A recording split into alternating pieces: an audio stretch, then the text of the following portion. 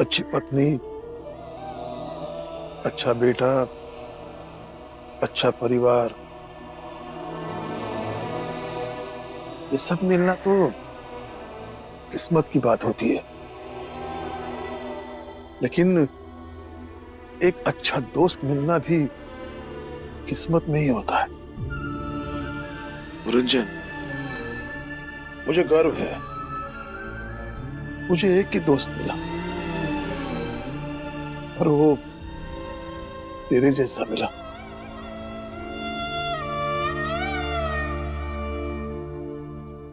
ऐसी बात नहीं है राम जी, गर्व तो मुझे है। मुझे इस बात का गर्व है कि मुझे तुम्हारे जैसा इतना पढ़ा लिखा दोस्त मिला। कल तक ऐसे ही सातारा में भटकने वाला एक साधारण सा पुरंजन आज एक ढंग का आदमी बन पाया है।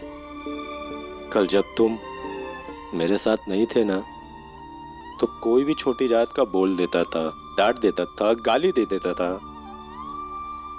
जो बात इतनी साधारण सी लगती थी, आज वही बात कितनी बड़ी लगती है। ये सब बदलाव राम जी सिर्फ तुम्हारी वजह से, तुम्हारे साथ रहने से हुआ है।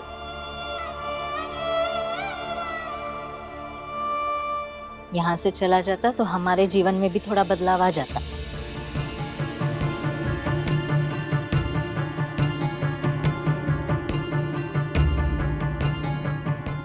भैया भैया, भीम और रमा अभी तक नहीं आए हैं।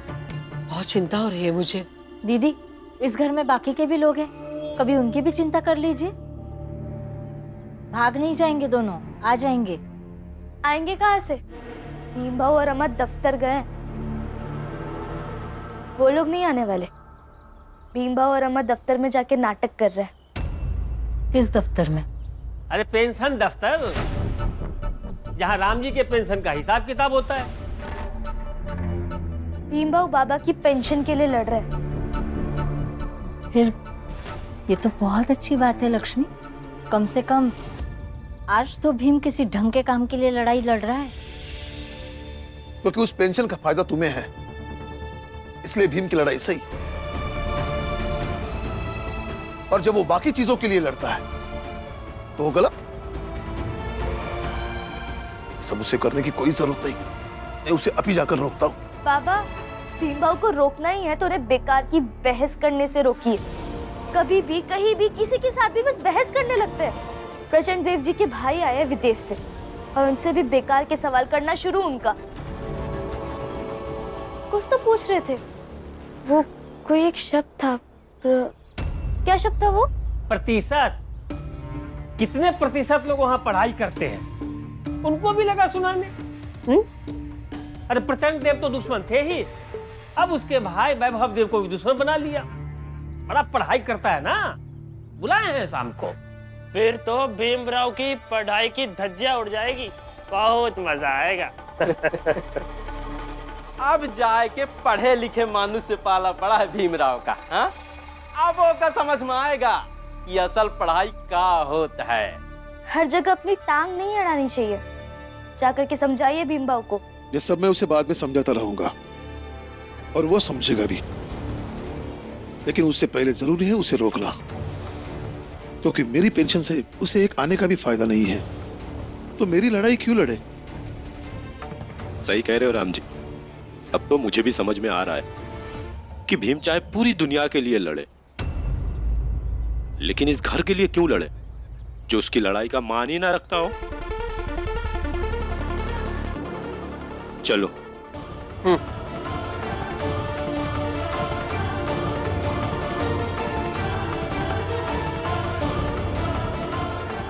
हो गया ना आप लोगों का, तो जाओ जाकर अपनी अपनी दुकान संभालो। काम करना भी जरूरी है ना।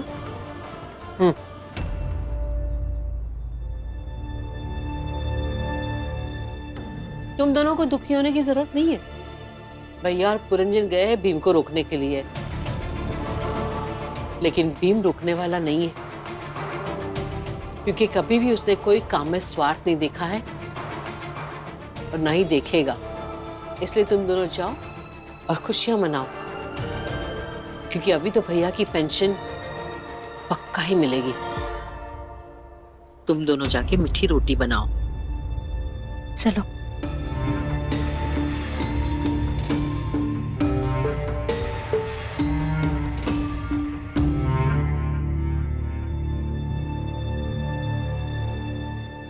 हटो हटो, रास्ता दो मुझे जरा, और मुझे हाथ मत लगा देना। तुम लोग छोटी जात के हो।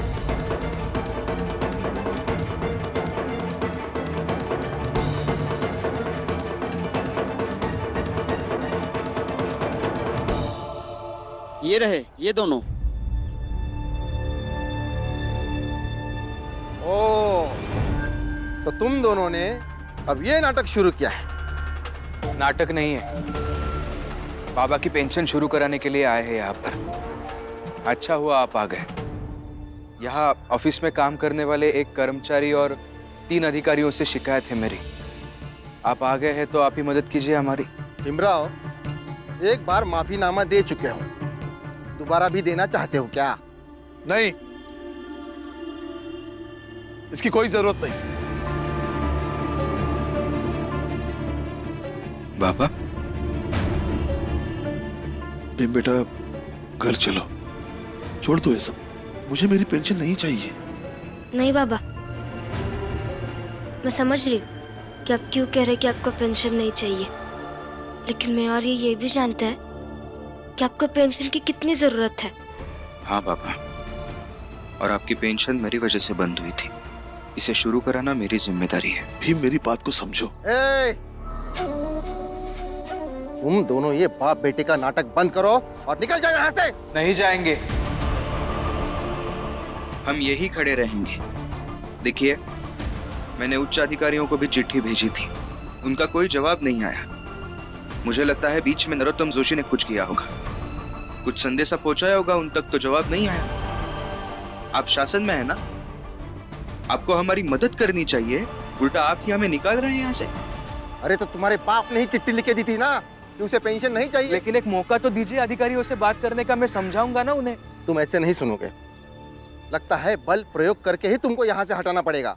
दरोगा साहब किस किस को हटाएंगे? हम सब भीम के साथ है।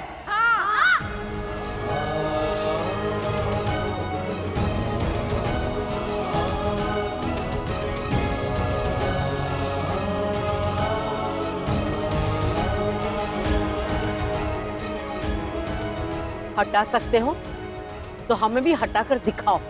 हमका भी हटा के दिखाओ। हाँ, हटाओ। और हाँ, हम भी यही रहेंगे।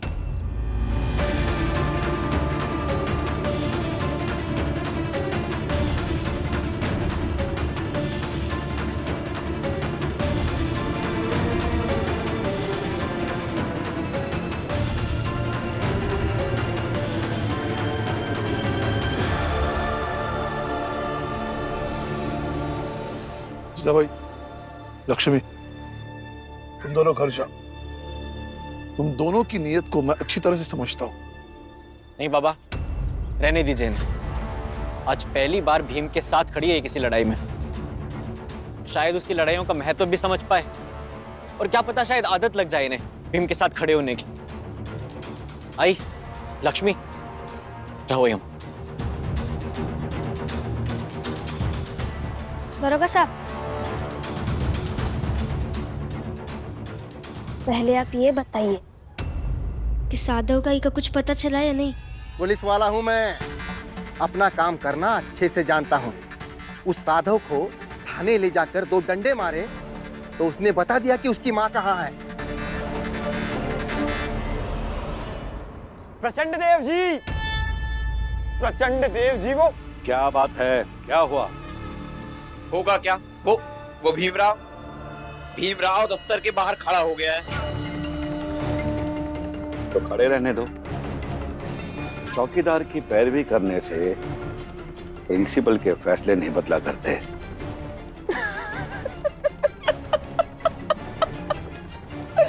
बिल्कुल सही, ये बात आपने सही कही प्रचंड देव जी।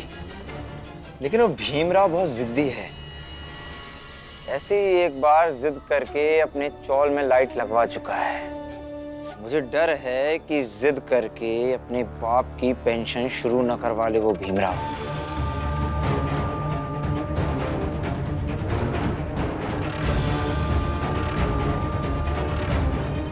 वैभव, वैभव। जी बाबू। तुमने जो भीमराव को किताबें लेकर यहां बुलाया था ना, अब वो यहां नहीं आएगा। क्यों? क्योंकि वो भीमराव रात भर उस दफ्तर के बाहर ही खड़ा रहेगा। व्हाट? पागल है क्या वो? ऐसे खड़े रहने से क्या हो? हमारे हिसाब से तुम्हें वहां जाना चाहिए और उस भीमराव को पढ़ाई लिखाई के मायने समझाना चाहिए। बिल्कुल देव, लंदन में मनोरंजन के लिए डांस वांस, दारू वारू, इस सब का प्रबंध होता होगा। यहाँ उस छोटी जात के भीमराव को सबक सिखा के मनोरंजन करते हैं। चलिए।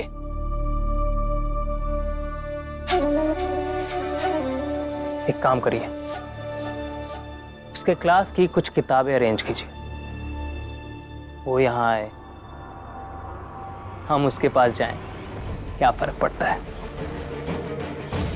इसकी पढ़ाई की धज्जियां हम कहीं से भी उड़ा सकते हैं।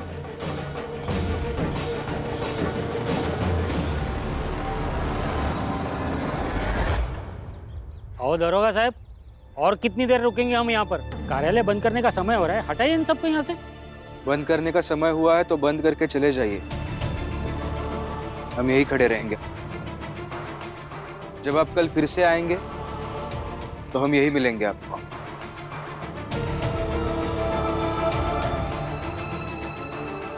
लगता है मुझे मेरे अधिकारियों को बुलाकर तुम सबको थाने ले जाना पड़ेगा। इसकी कोई जरूरत नहीं है।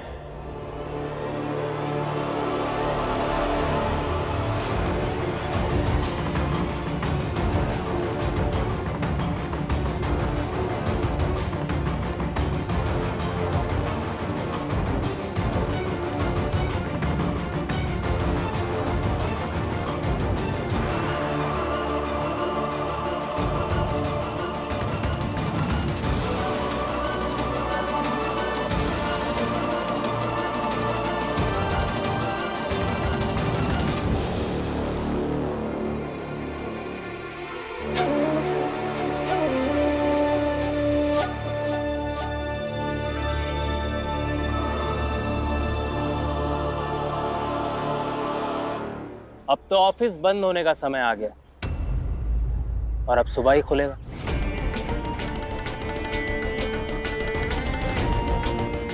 ये तुम्हारे क्लास की कुछ किताबें हैं। मैंने सुना है तुम पढ़ते बहुत हो। चलो देखते हैं सच में पढ़ते भी हो या फिर पढ़ने का नाटक करते हो।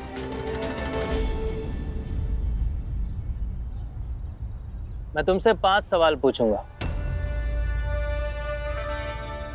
और अगर तुमने उन सभी 5 सवालों के सही सही जवाब दे दिए तो मैं मान जाऊंगा कि तुम सच में पढ़ते लिखते हो।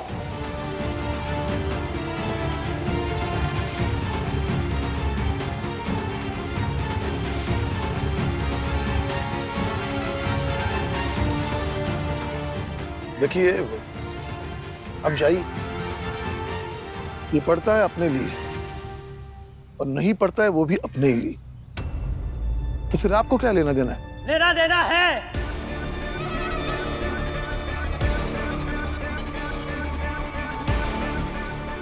पढ़ाई लिखाई हम जैसी बड़ी जात वालों के लिए, ना कि इसके जैसी छोटी जात वालों के लिए।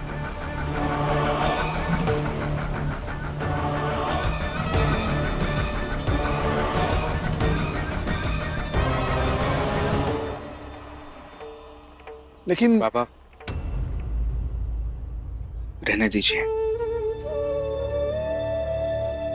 आज पहली बार बड़ी जात का कोई व्यक्ति पढ़ाई से, किताबों से संबंधित बातें कर रहा है, उन्हें करने दीजिए।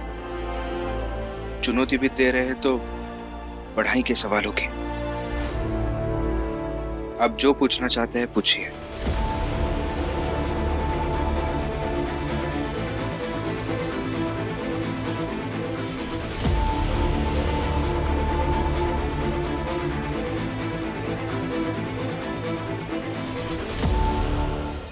और इन्होंने 5 ही सवालों का जवाब दिया तो? मंदबुद्धि, मजाक चल रहा है? लंदन से पढ़कर आए हैं ये, ऐसे कैसे भीमराव इनके सवालों का जवाब दे देगा? जवाब दे दिया तो?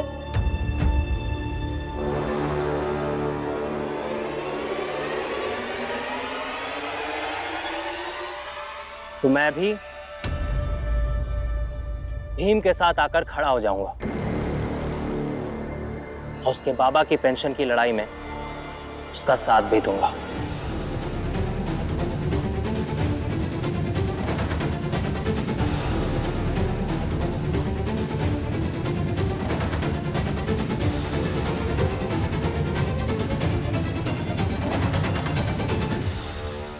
मजा आएगा, इस खेल में मजा आएगा। वैभवदेव, मुश्किल से मुश्किल सवाल पूछिए इस भीमराव से।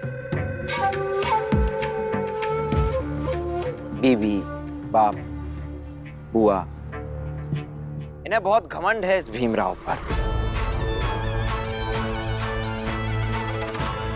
आज ये भी देख लें कि इनका भीमराव कितने पानी में है।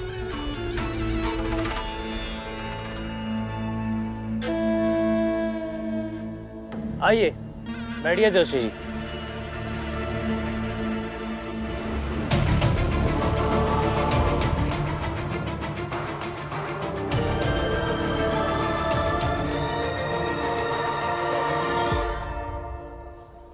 पहला सवाल भीम, इन कोल्ड कंट्रीज, ठंडे देशों में झील का पानी तो जम जाता है, बट मछलियां फिर भी बड़े आराम से जीवित रहती हैं। कैसे? हाउ? बताओ।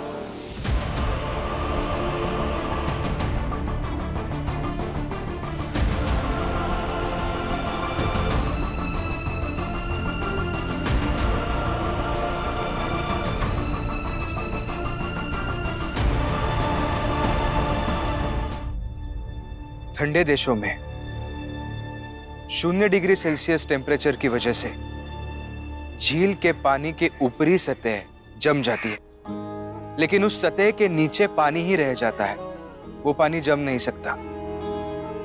और उस पानी का तापमान कम से कम 4 डिग्री तक घट सकता है। और जमी हुई सतह की वजह से पानी का ऑक्सीजन पानी में ही अड़ा रहता है और सूरज की किरणें भी उस पानी तक आराम से पहुंच पाती है। और इसी वजह से मछलियां पानी में आराम से जी सकती है, सरवाइव कर सकती है।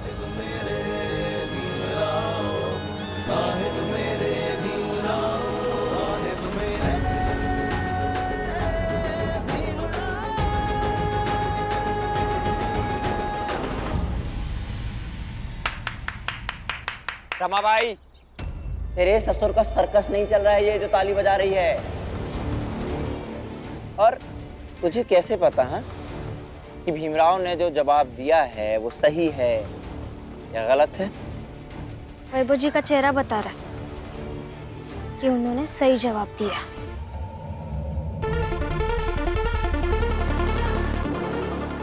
और आपका चेहरा बता रहा है कि आपको समझ में भी नहीं आया कि इसका जवाब क्या होगा।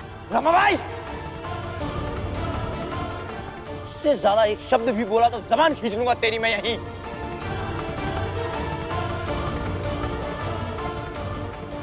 वैभव जी, आप बताइए, भीम ने सही जवाब दिया या नहीं?